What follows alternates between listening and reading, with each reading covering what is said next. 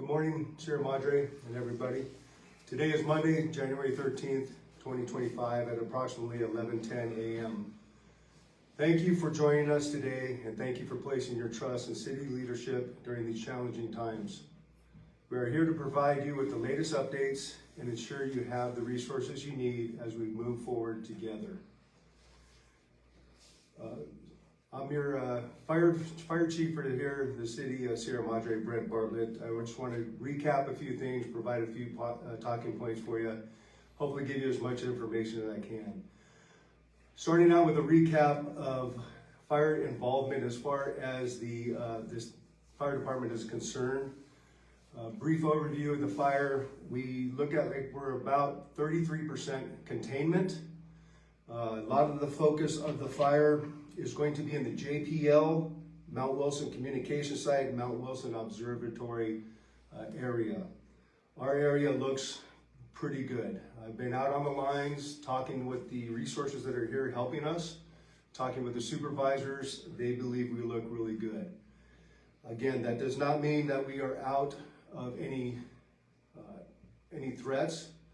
We need to remain vigilant, especially since everybody's back at their homes.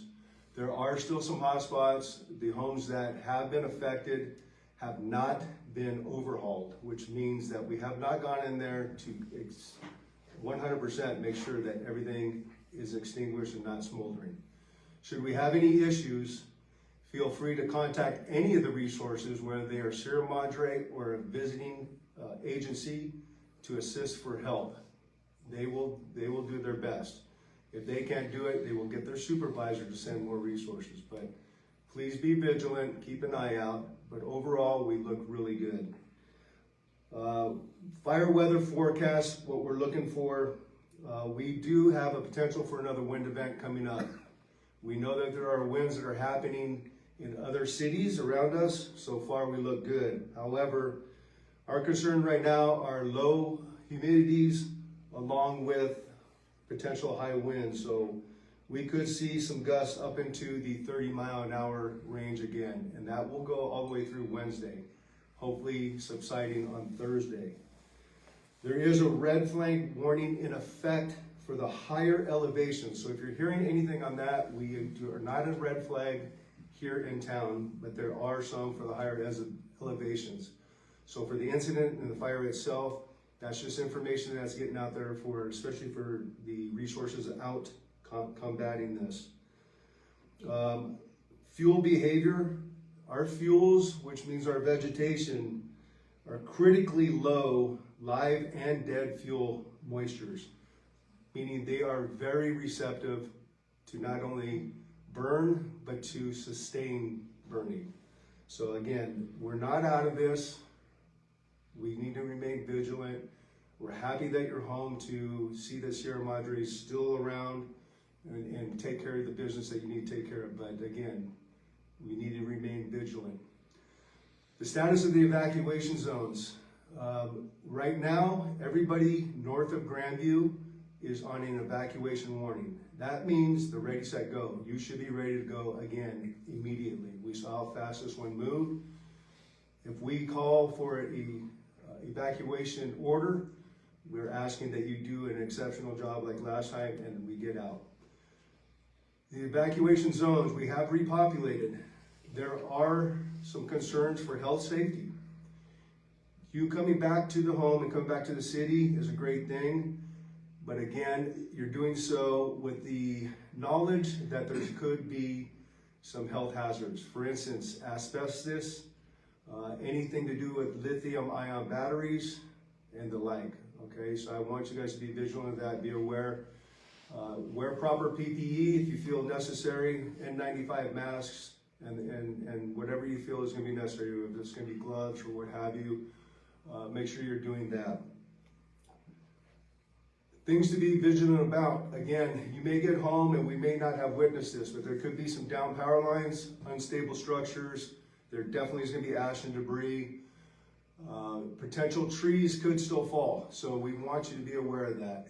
If you come home and there's something there that you feel needs some attention, please give us a call. We're more than happy to come out and take a look at that. Or again, any resource that's out there. If they're visible to you and they're not active in some kind of assignment, they can help you as well. One thing I'd like to talk about, I've been approached by quite a number of folks, is how can we help? The best way that I can say for us is check on your neighbors, particularly the elderly and disabled. Make sure that we're helping each other, neighbors helping neighbors.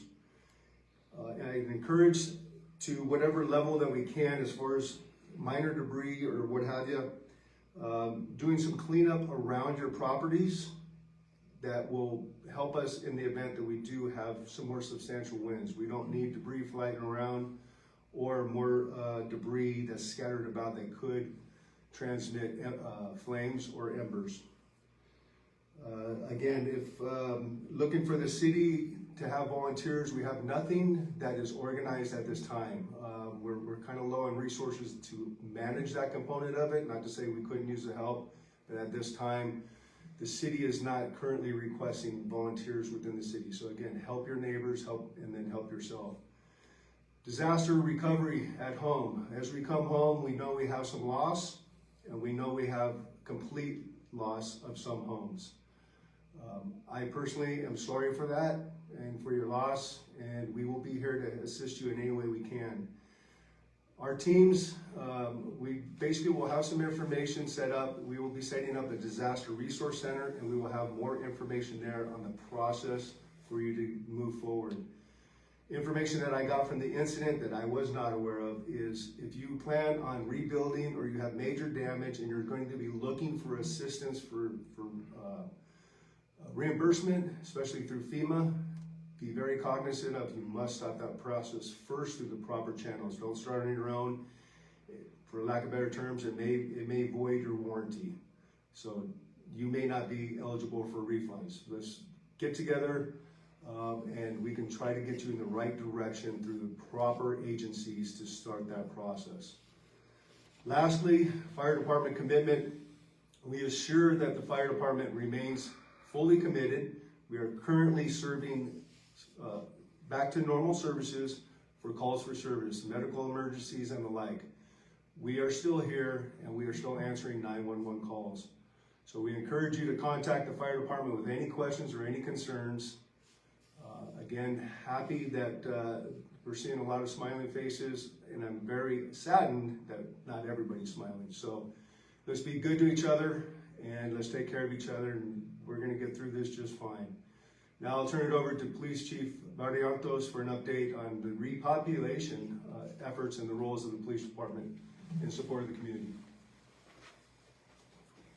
Good morning. Thank you, Chief Bartlett. I'm going to provide you an update of our current repopulation efforts. I ask the community for your patience during this repopulation effort. I acknowledge that everyone has the eagerness to return to their home, but I remind residents that safety remains the priority. And I am committed to providing you timely updates as repopulation progresses.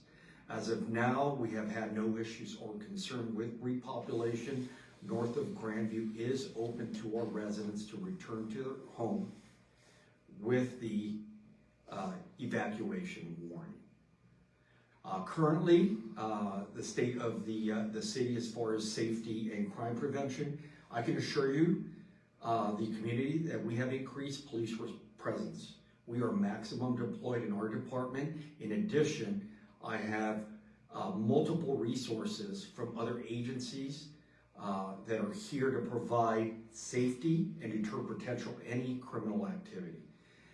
What I ask from our residents is I encourage residents to report any suspicious activity to the police department promptly so we can act and take measures moving forward. And additionally, I'd like to end, thank you so much to the community for all of your support during these difficult times. I will now turn it over to James Carlson, our Senior Management Analyst. Thank you very much, Chief. I will touch on how we are going to approach the disposal of spoiled food and organic waste. As people are re-entering their zones, they're getting home, and as people are now expected to get some power, we are going to find that we have some spoiled food in our refrigerators and possibly our freezers. Athens Service, we would like you to put food waste in your bear-resistant organic waste cans. Athens Service will be providing bins at the city yard for residents to dispose of spoiled food and organic waste. The location of this is going to be Sierra Vista Park. If anybody's been to our compost giveaway, it's going to be that location. It's right next to our existing recycling bin, up the road, across from the tennis courts and next to the cemetery. Those with commercial accounts should contact Athens for specific waste assistance. Doing your best to manage food waste will prevent wildlife from entering our community and will ultimately keep the wildlife safer. Secondly, avoid yard waste in the streets. This is a reminder to residents not to bring their own private yard waste into the streets. We need to keep our streets clear for vehicles and emergency services. The public works crews will continue to clear vegetation from the streets, and once the large items are cleared, we will be able to do street sweeping, and it will be much more effective at that time. And then finally, please avoid using leaf blowers, as they will blow particulate matter into the air and just exacerbate our air quality concerns. Thank you, and now I'll turn it over to City Manager Reynoso for an update on resources, including FEMA assistance.